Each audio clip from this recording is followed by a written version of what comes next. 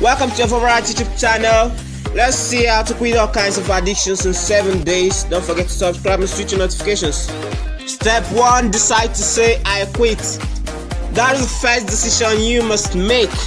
That means you must tell yourself, get ready to drop these things, get ready to drop these characters, and get ready to pick new ones. You must tell yourself that I'm living this my old life and I'm gonna enter a new life. You know, if it's something you feel comfortable to share with your friends, you can go ahead and let them know. But if it isn't, then you can just make a post in your room about it and say, I quit. So when you make this decision, you stick to it. It doesn't happen in just a minute, so sometimes you may fail, but don't stop trying, okay? So you really have to decide even if it's hard for you. Step 2 is to hate those addictions.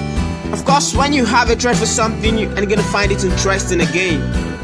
Developing a trait for your addictions may be difficult, but once you succeed in doing that, it's gonna be quite easy for you. Yeah, it may take some time, but that doesn't matter. So when you want to stop it, you should feel like, yeah, this is so irritating, yet I got myself addicted to it. This is so harmful, yet I got myself addicted to it. So if you're not an addict and you meet one, don't hate him, hate the addiction, and try to help him get over it, because it could be anyone. Alright, the third step is to get yourself a hobby.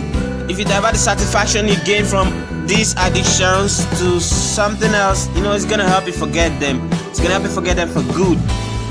You can choose from a variety of hobbies, you know, biking, hiking, games, photography, painting, and the rest of them, fishing, you know. The reason for this is that it helps you to keep your attention on something else. When you choose a hobby, it should be something that makes you happy, something you're comfortable with, something that makes you to feel relaxed, not something that makes you sad or something you're not comfortable to do. If you don't know anything, you can walk up to a friend and say, hi Tom, what's your hobby? Maybe Tom will say fishing, and you say, that's interesting. Can you teach me? Of course, Tom is gonna be happy to teach you. Maybe you already have a hobby and you're still addicted to something, then you need to get a new one, because the new one's gonna keep you learning and it's gonna take your mind off your addiction. Step 4, get busy. You know, you have to avoid staying idle.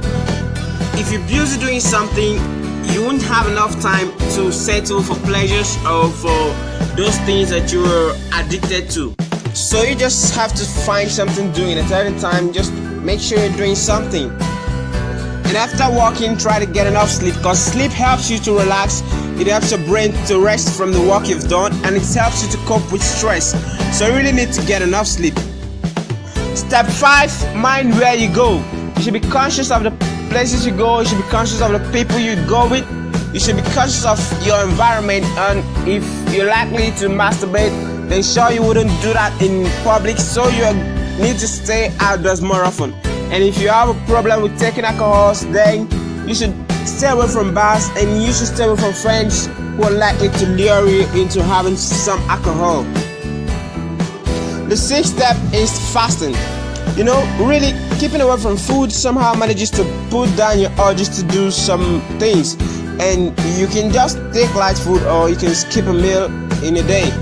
Yeah, it really works. It works because it helps you to gain control over yourself. It helps you to develop self-control, which is the major thing you need to put away every addiction. Step 7 is self-discipline. You see, self-discipline is something everyone needs, because if you must do what's right, then you must be disciplined. You must be able to subject yourself. You must be able to have self-control, and that is self-discipline. It's a self-discipline cuts across so many things. Self-discipline means telling yourself what to do and doing exactly what you've said. You know, self-discipline is very essential. It's very important, because after you've done all those things, you need self-discipline to continue to do it over and over again. You need self-discipline to continue to say no to your addictions. To be disciplined means to be able to do what is right, even if you don't feel like it.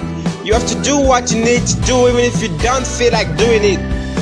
So if you really want to quit, then you must not quit trying to quit. I can't assure it's going to be easy, but you can if you want to. Subscribe to our channel by clicking on the subscribe button below, and switch on notifications by clicking on the bell. This will let you know each time we upload a new video. Thanks for watching.